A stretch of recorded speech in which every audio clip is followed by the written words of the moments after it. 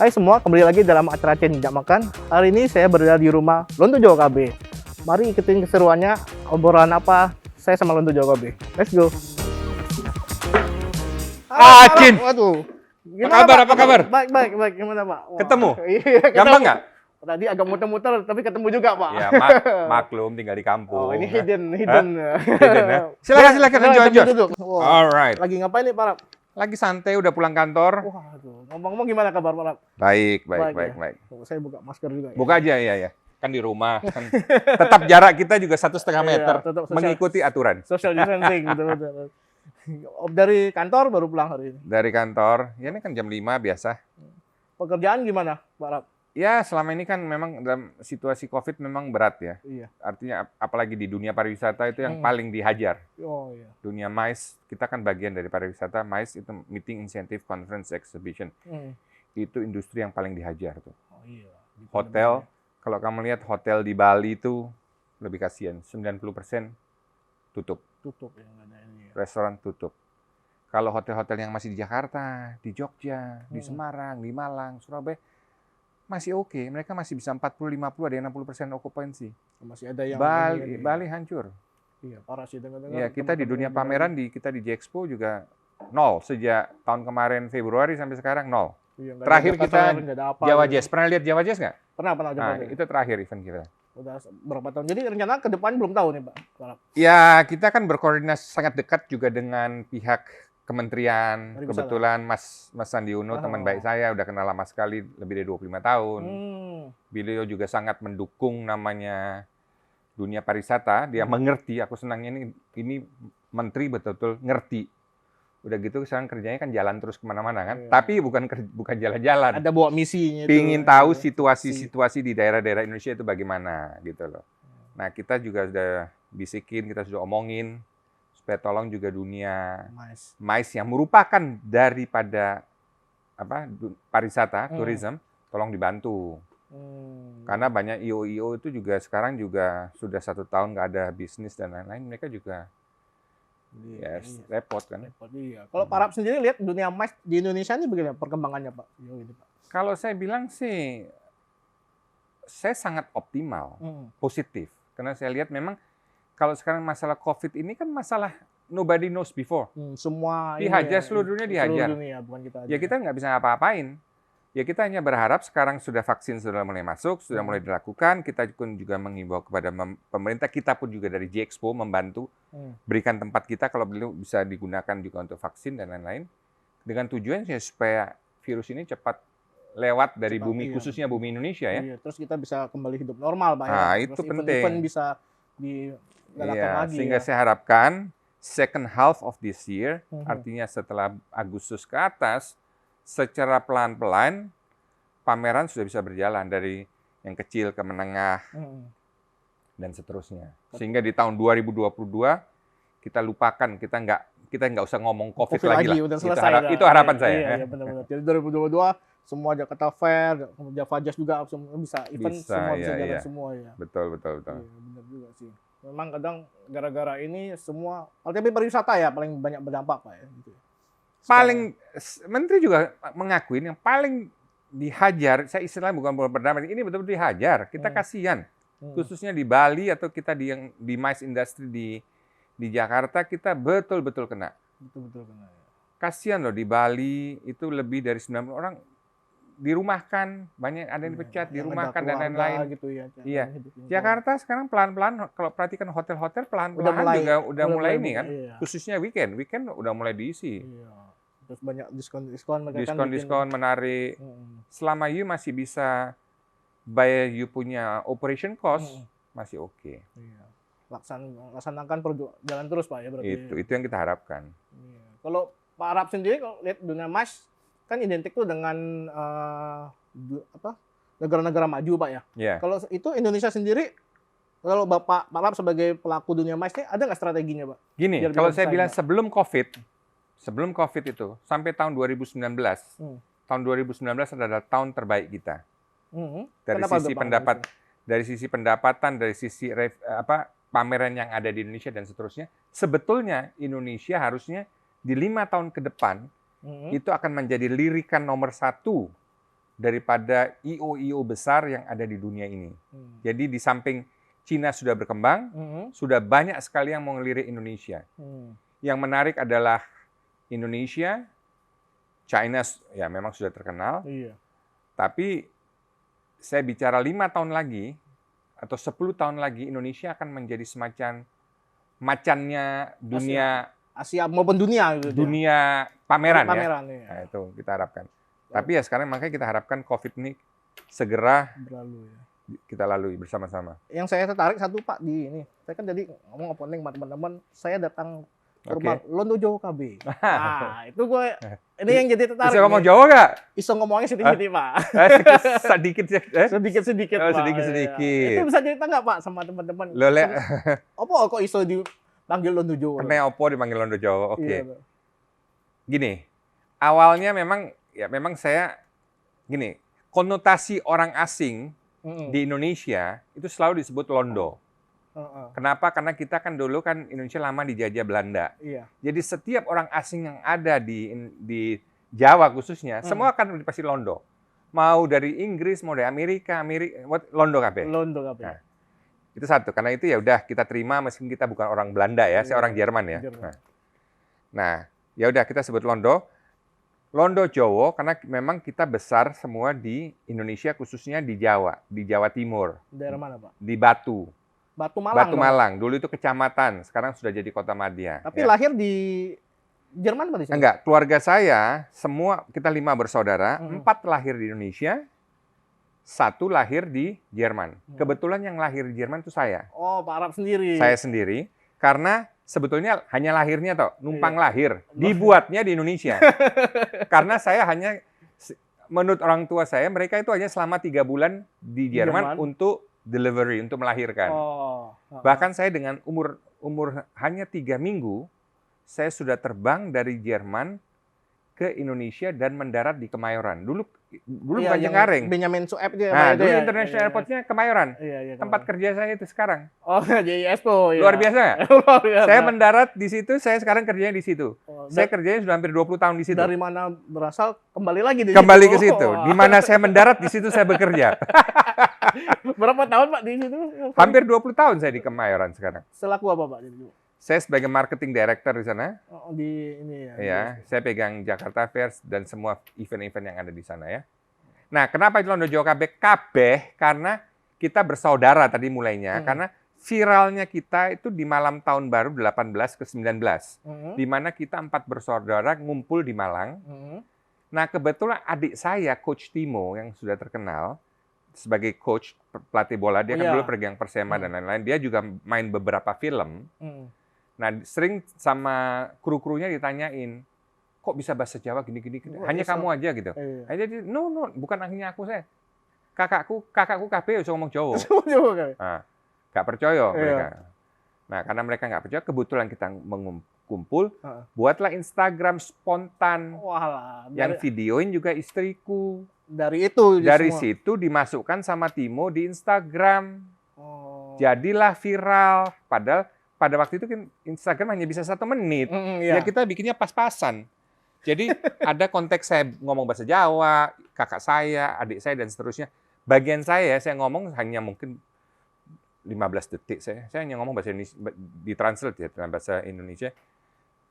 Meskipun saya sudah 25 tahun di Jakarta, tapi kalau saya disuruh ngomong bahasa Jawa, ya. Coba, Pak, ngomong bahasa Jawa sedikit, Pak, sama teman-teman, Pak. Siapa sih yang ngomong Jawa nih gini? Hah? Ono nggak? Kru-kru ini ono wong Jawa? Wong Jawa kabeh iki. Surabaya? Wah, Persebaya. Musuhnya Arema. Koncone Bandung. Lek Arema koncone Jakarta, Jackmania. Awakmu tuh kondi? Malang. Oh, pondok to. Pondok wong Malang iki. Arema dong. Ya tinggal Basa walian iso? Itreng. Sidi. Nah, itu. Medok banget, Pak, itu. Iya, ya begitulah. Tapi saya jujur bahasa Jawa saya karena saya sudah 25 tahun di Jakarta, ya jarang saya pakai. Kecuali saya ke Malang. Kalau adik saya Coach Timo kan memang di Malang, lahirnya bojone wong Surabaya. Ya sehari-hari bahasa Jawa makin. Tapi ya nggak apa-apa, kalau saya ke sana langsung bahasa Jawa. Dari 5 itu yang 3 di mana, Pak? Yang 3 di Malang. Kakak saya yang tertua Sven Lalu Rainer, cuma Rainer tuh bolak-balik Papua sama Malang, Papua, Malang. Timo yang paling kecil juga di Malang. Lalu adik saya perempuan di Jerman. Oh, di Jerman. Yang lahir di Kediri, tapi dia di Jerman. Oh, lahirnya di Kediri? Jadi, semua Timo, Sven, Silke, 3 lahir di Kediri, 1 di Turen. Tahu Turen nggak? Turen di mana ya? Nah, Turin tahu Turin? Turin kayak nggak asing nih kayaknya. Turin, orang kalau tahu Turin kan Itali kan? Lek Turen ini Turen. Nggak tahu kan? Nah, karena Turen. mereka pasti ketawa. Oh, Turen di Malang Selatan. Wah. Berarti tapi yang di Nah, Kediri? kalau ditanyain orang-orang, lahir ini Turen. Oh yes, Turin. Iya. Dulu waktu kecil dia senang, bangga lahir di Itali. Begitu dia besar dia bilang no, I'm proud lahir di Turen, Malang. Berarti ini darahnya udah. Ya. Jadi hati kita semua buat ya di Indonesia lah. Indonesia. Ya. Kita semua cinta Indonesia. Abang saya yang paling tua sudah warga negara Indonesia. Pak Rap sendiri udah warga negara Indonesia? Saya belum. Saya sedang dalam proses dalam arti proses akhir mengambil keputusan. Tapi kelihatannya ya akan mengarah ke sana. Saya ada lihat juga di beberapa video ini kayaknya ada saudara Pak Rap yang bisa main lagu daerah ya. Nah, itu kakak saya Rainer, memang dia jago nyanyi, dia jago menciptakan lagu dan seterusnya. Nah, jadi sebenarnya klop. Akhirnya kembali ke saya punya channel. Kenapa? Ya akhirnya nggak ada yang mau terusin channel itu. Karena kita viral. Kamu pasti heran kamu sebagai YouTube mulai ya. Iya. Dalam waktu hanya 4 hari langsung dapat 18.000 subscriber. Waduh, iya. Nah. Sekarang aja siapa mau? 400.000 lebih nggak salah, 500. Sekarang saya 450. Iya. Dapat 18.000. Saya tidak ngerti YouTube. Jujur pada waktu itu. Tapi saya mulai pelajari, oh ternyata YouTube itu gini ya. Ternyata dia punya ininya luas, jangkauannya luas ya. Saya tanya adik saya mau terusin nggak? Adik saya nggak mau, Timo, karena sudah punya channel YouTube sendiri. Wow. 2 kakak saya no interest. Jadi terpaksa saya terusin. Sampai sekarang, Pak. Sampai sekarang, sehingga pada akhirnya saya bikin, pas saya kunjungin anak saya di Swiss, ke Genève Motor Show, saya bikin judul waktu itu judulnya apa? Cari mobil termahal. Itu jadi Pak Rap itu. Lalu saya bikin juga dengan pembantu saya. Iya, saya ada keseharian Bapak gitu. Nggak boleh pulang dan keseharian. Sebenarnya inti kita sebenarnya keseharian, tidak ada nothing special. Kita yang mau menunjukkan kehidupan kita sehari-hari begini. Ya kita tidak membedakan manusia.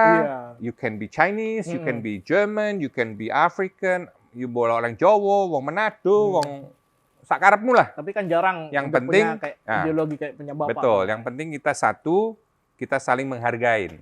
Human right, manusia ras, dan kalau kita di Indonesia ya Bhinneka Tunggal Ika. Wah, lagu bahasa Indonesia jangan bisa juga, Pak Rap. Lagu apa? Bahasa Indonesia, lagu Indonesia Raya. Ya bisa dong. Waduh, sekarang kamu tes anak-anak SMP sekarang, suruh nyanyi lagu Ibu Kita Kartini pada nggak tahu. Iya. Ibu kita Kartini, putri sejati, putri Indonesia, harum namanya, dan seterusnya. Pada nggak tahu. Mau lagu apa lagi? Daerah. Semua saya hafal. Karena saya waktu SD pun saya sekolah dari SD kelas 1 sampai saya SMA, saya sekolahnya SMA negeri. Setiap hari Senin upacara. Wah, jadi mengikuti sama kayak kita orang Indonesia. Persis. Saya bukan kayak bule-bule lain yang sekolahnya di international school, no. Tapi secara sekolah, sorry Pak, ada nggak, maksudnya Bapak kan bule sendiri nih, ada nggak kayak perbedaan sendiri di sana, Pak? Ya sekarang gini, perbedaannya tidak ada, kita menyatu. Mereka menerima, sering sekali ke rumah dan seterusnya. Meskipun saya bule, tapi saya sering undang teman-teman saya SD, SMP, SMA ke rumah dan seterusnya. Tidak ada perbedaan. Tidak ada perbedaan suku, ras, dan agama.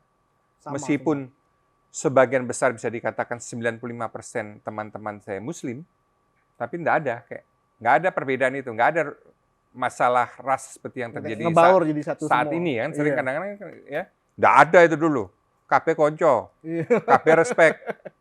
Iya, apalagi dengan logat Bapak itu udah logat. Iya, itu yang penting. Nah itu salah satu misi saya mau bawakan supaya orang selalu ingat kembali ke jati diri kamu. NKRI, Bhinneka Tunggal Ika, wis iku tok. bal-balan mau apa? Persebaya mbek Malang ojo tawuran basa Jawane. Keluarga olahraga sportif. Spotter boleh di lapangan, di luar jangan kericuan. Bandung sama Jakarta sama, kayak gitu-gitu. Nah, itu ingin saya berikan. Saya bikin video sama Ari Lasso. Ari Lasso kan orang Surabaya. Iya, orang Surabaya. Fans beratnya Persebaya. Kita ngomong. Kita bisa sama-sama ke stadion. Ngomong, kamu fans Persebaya, saya Arema, no problem. Iya. Musuh sementara. Gitu. Habis itu, habis itu konco maneh. Tapi saya lihat juga di Instagram Bapak ada anak Pak Arab yang jago bola apa ya? Oh iya, anak saya yang perempuan paling kecil, siapa? Kalau nggak salah Claudia. Memang itu bakatnya sangat luar biasa. Sangat-sangat luar biasa. Dia baru umur 11 tahun. Dia mainnya sama tim laki-laki, satu-satunya perempuan. Dan di setiap pertandingan, dia itu sudah dikatakan di atas rata-ratanya laki-laki. Dari kecil, Pak? Jadi, ya bukan bagus, dia sudah di atasnya laki-laki. Artinya sudah dapat penghargaan kemarin di junior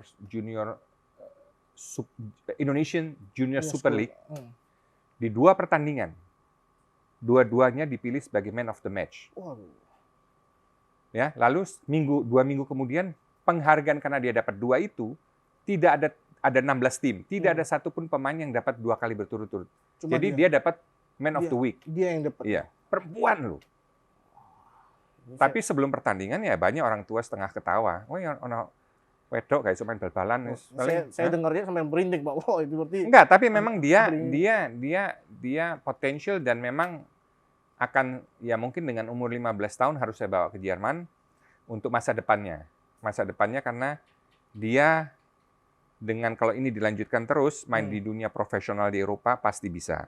Pasti bisa. Ya. Apakah masuk timnas Jerman itu soal lain. Yang penting kita arahin. Ya, tapi saya bilang meskipun dia nanti diterima masuk timnas Jerman sebagai contoh, ingat dia itu setengah Indonesia. Half of her blood is Indonesian. Dari kecil udah dan dia berjanji kalau dia masuk, setiap kali dia main sepatu bolanya pasti akan ada merah putih. Nasionalismenya. Gitu. Sehingga dia tunjukkan dia dari Indonesia, meskipun dia main di Jerman.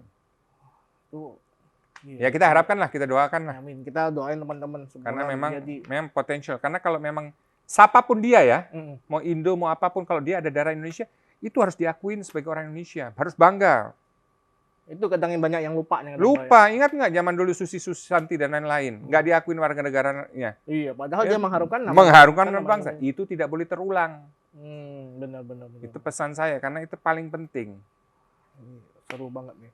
Pak Arab, ini kan acaranya Aceh ya, makan. Kita sambil makan Pak Arab ya. Oh iya. Wah, dibawain apa nih? Kita mangan pisang goreng, Pak. Oh, pisang goreng. Pisang goreng kopi kuacung, selai Srikaya. Maaf, Pak. Ini selai Srikaya. Pisang goreng, selai Srikaya, belum pernah coba. Srikaya, belum pakai Srikaya. Dibuka, Pak. Maaf, Pak. Oke. Ini makannya ntar dicocol sama ini kita makan serabi noto suman. Oh, serabi ini gede banget, Pak. Bagi kedua ya. Boleh Pak Arab. Gede banget nih. Kita cobain. Kan Pak Arab belum cobain kan? Belum. Ya pisang goreng tahu. Tapi dengan apa? Srikaya. Ntar cobain di review, Pak. Kasih teman-teman gimana rasanya, Pak. Enak. Pisang gorengnya sendiri enak. Weh, ada Mbok. Mbok coba, Dok. Mbok, melu Mbok. Mangan pisang goreng dong, Mbok. Nih, Mbok. Ya orang apa ini, Mbok? Ini pisangnya dari Kalimantan, Pak. Mbok duduk sini, Mbok. Mbok. Hah? Mau nawarin minum aja. Oh, mau nawarin minum? Iya. Wes karep enek minum apa? Ya minum Aku teh panas. Teh panas. Ya wis podo ae, Mbak. Podo. Parap ya. Ya. Arep mangan, Mbok. Matur nuwun. Oh. Enak. Enak ya. Ini pisangnya dari Kalimantan, Mbak. Oh, pisang Kalimantan. Pisang Kalimantan, Mbak. Dikombinasikan sama srikaya. Nah, srikaya ini salah satu selai yang setiap kali kalau saya ke Jerman, pasti mama saya, papa saya udah almarhum. Mama saya sekarang pun adik saya semua pasti minta. Jadi saya beli botol-botolnya itu, ya. Kalau di sana sebutnya apa, Pak? Aku nggak tahu srikaya itu kan buatan. Berarti Pak Arab memang bawa dari sini dong? Dari sini, botol srikaya itu kan. Iya, ada. Aku beli, biasanya kalau aku ke Jerman, aku bawa 4-5 botol, kasih mereka. Mereka suka makan sama roti. Iya, enak ini kok. Roti diinin enak nih, Pak. Enak. Kamu udah coba belum? Boleh. Ntar saya cobain, kita bagi, Pak. Dari mana nih? Ini dari Kopi Kuacung, Pak Arab. Ini di Bintaro posisinya. Oh, dari Bintaro. Iya. Tuh, kalau kalian cari tuh, ke sana tuh. Kalau Pak Arab sendiri gimana, Pak? Maksudnya kan dengan kesibukan Pak Arab sebagai marketing director, bisa ngebagiin waktu buat keluarga, saya lihat. Bisa dan harus. Harus. Arti keluarga sendiri buat balap Wah, apa? penting. Ini bagus tulisan kamu. Ini saya lagi curhat, Pak. Istri sukses itu yang bisa bikin suaminya gemuk. Gemuk. Ini curhat, Pak. Curhat. Tetapi artinya betul. Hmm. Artinya kamu diperhatikan. Hmm. Ya kan? Nah, sama. Kesuksesan seorang, jangan lupa siapa di belakangnya.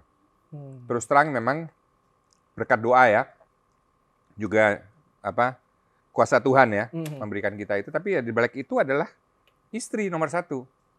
Susah senang. Istri Susah senang. istri Makanya aku yang paling benci atau paling sering dengar orang sudah senang, sudah top, tiba-tiba cerai. divorce. Alah, itu sih.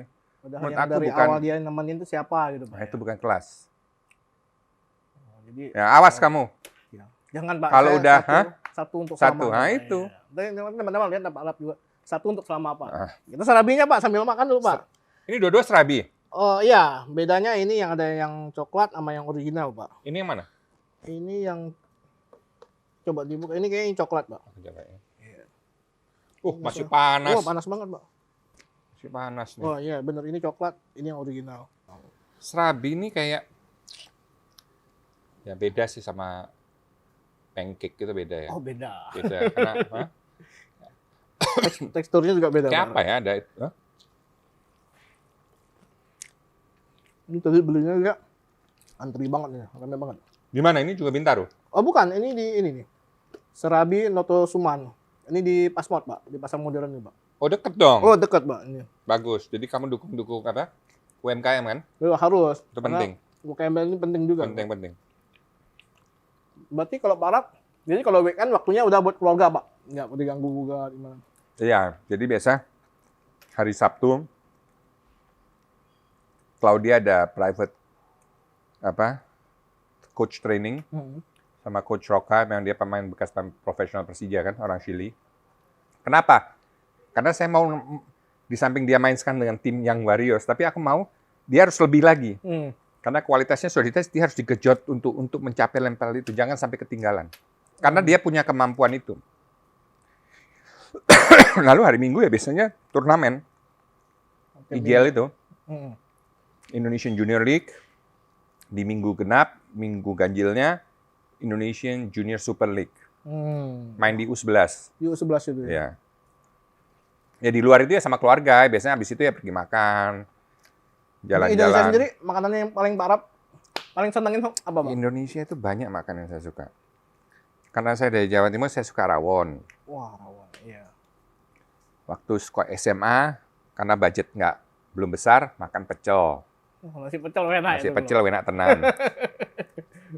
Kalau sekarang, istilahnya karena sudah punya uang, ya makan sup buntut. Wah. Lu larang kan? Ya, sup buntut lalu lu larang. Lebih larang dari nasi pecel itu.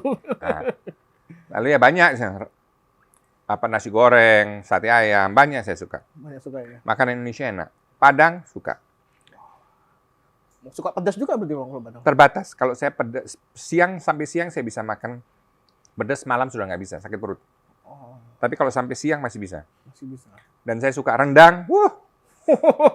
Enak sekali, apalagi buatannya istriku udah terkenal. Kalau acara-acara di sini orang maunya harus bikin itu.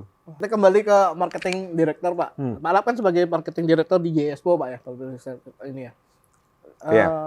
Ada nggak, Pak, obsesi yang belum tercapai, Pak, secara ini, Pak, sebagai marketing director?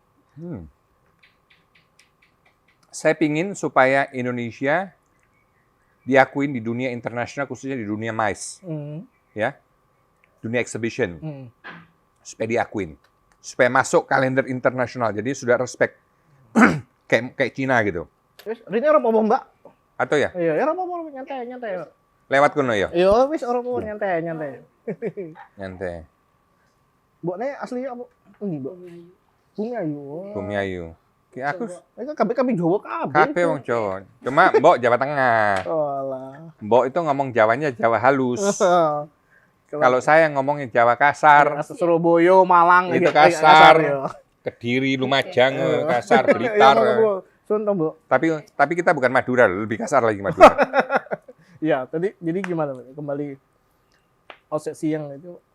Ya, untuk menjadikan khususnya di dunia MICE ini, karena saya bekerja di situ, saya ingin sumbangkan karena MICE merupakan bagian dari pariwisata dan akan menyumbangkan juga devisa besar sekali buat negara. Yang sekarang masih belum betul-betul disadari. Tapi potensialnya besar sekali. Makanya dengan Mas Sandi sebagai menteri ini saya harapkan dia bisa mendobrak hal ini. Dan akan terjadi, saya percaya. Amin. Dan yang kedua, yang saya harapkan ya, anak-anak saya yang bekerja di bawah saya, supaya mereka pelan-pelan bisa getting better and getting better, satu saat take over my position, itu paling penting. Bisa Karena kan lebih kreatif, ya. kita kan harus estafet kan, nggak Iya. mungkin mempertahankan satu job. Yang penting bisnis itu selalu harus jalan. Iya, Dan saya berusaha selalu mengajarkan kepada saya punya staff dan karyawan untuk selalu mendapatkan yang terbaik, belajar, berkembang, dan harus mencapai satu target. Harus naik level, Iya. naik level. Ya. Kalau sekarang ini Pak Prap bikin marketing digital kan bikin kayak Jakarta Fair, apa yang gede Java Jazz. Itu ada Kalau Jawa Jazz gini, Jakarta Fair kita yang bikin. ah. Kalau Jawa Jazz kan ada IO-nya, mereka sewa tempat kita saja. Jadi Bapak lebih ke Jakarta Fair. saya lebih ke Jakarta Fair dan sebagai director untuk venue. Nah, jadi tempat kita kan banyak sekali pameran besar-besar tuh, Iya. hotel and food, pameran Indo Defense, pameran furniture, pameran mobil dan lain-lain, multi produk, pameran oil and gas, manufacturing, pokoknya besar sekali. Pameran tempat kita itulah pameran B2B yang besar, yang gede selalu di tempat kita. Nah, Jakarta Fair kita yang jalankan. Nah, itu kita juga sebagai IO. Kayak itu ada strategi tertentu, Pak? Treatment Ada strategi saya di Jakarta Fair begini. Saya kan tahu kebetulan karena saya mulainya kurang lebih 20 tahun yang lalu. Sehingga saya lihat bahwa dulunya Jakarta Fair terkenal sebagai image-nya sebagai pasar malam. Orang selalu merasa, waduh, kayak pasar malam lah, bosok Jawa ini pasar senggol. Iya kan? Jadi ini gimana caranya diperbaikin? Karena potensial besar sekali. Karena saya lihat di Dallas, di Texas itu ada pameran semilip Jakarta Fair, itu bisa dinikmati seluruh lapisan masyarakat. Dari yang miskin sampai yang kaya. Dari turis sampai dan orang yang tinggal di situ dan seterusnya. Nggak pandang bulu. Karena pamerannya kan untuk semua. Nah, itu yang saya pelan-pelan saya rubah, sehingga segala bentuk lapisan masyarakat itu bisa datang ke Jakarta Fair, bisa menikmati tanpa merasa ada perbedaan. Iya. Untuk yang rendah minder atau untuk yang atas bukan kelas gua dan lain-lain, nggak bisa itu. Ini pameran yang gua bikin, kita bikin sama-sama untuk menjadi satu pameran middle class yang sangat solid. Karena yang lain bisa, yang bawah bisa ikut, yang dari atas juga bisa datang. Dulu mana-mana komunitas Chinese mau datang. Iya, sekarang udah membaur karena merasa aman. Iya. Itu kan paling penting. Yang saya ciptakan di situ rasa aman, kebersihannya dijaga sehingga orang lihat memang Jakarta Fair beda, bersih, nyaman. Datang masuk, traffic lalu lintasnya, traffic management kita jaga supaya orang datang ya tahu mereka senang, value of money-nya ada. Gitu loh. Kalau Pak Rap sendiri ada pengalaman menarik apa yang tidak terlupakan nggak Pak selaku jadi marketing director selama di Expo? Awal-awalnya ya, saya bantu ngusir-ngusir ini Kopaja atau yang suka ngetem di situ atau mikrolet atau bajai masih ngetem di situ semua. Ngetem itu kan rusak semua taksi-taksi gitu. 2 tahun, lebih 2-3 tahun masih terus-terusan kita lakukan bersama ini. Saya dapat dukungan dari kepolisian dan lain-lain untuk kita harus sodok. Kenapa? Kalau kita lakukan, polisi juga ikut bantu. Jadi kita tunjukkan memang ini bukan tempatnya. Mengalokasikan kali. Iya, mengalokasikan. Nah, sekarang kan tertib. Iya. Mengarah ke sana. Atau penjualan kerak telur. Iya. Kerak telur tuh di luar Jakarta Fair tuh bisa dikatakan enggak ada. Iya. Paling kalau di Jakarta Fair pernah dikatakan di situ Babakan udah ada. Tapi itu kan tempatnya DKI. Iya, betul. Tapi kenapa di Jakarta Fair tiba-tiba ada ratusan bahkan ribuan mau ke situ? Emangnya pameran Jakarta Fair pameran kerak telur? Kan kagak, kan bukan. Kagak kan membuat Jakarta ya. Gue ada orangnya kan. Berarti Kan Pak Rap bukan. melestarikan secara Saya melestarikan, kita atur secara baik. Kita bikin, kalau saya selalu katakan Jakarta itu sebagai miniaturnya kota Jakarta. Kenapa? Pameran itu besar sekali, kita harus jaga kebersihannya. Dulu di sana keamanannya, kita iya, was-was. was-was, keamanan, Sekarang kebersihan, udah aman kenyamanan, banget. ya, traffic transportasinya harus kita jaga dan lain-lain, perparkiran, Iya. ya, Oh, itu penting. service terhadap customer dan lain-lain, itu kan semua unsur daripada sebuah kota juga.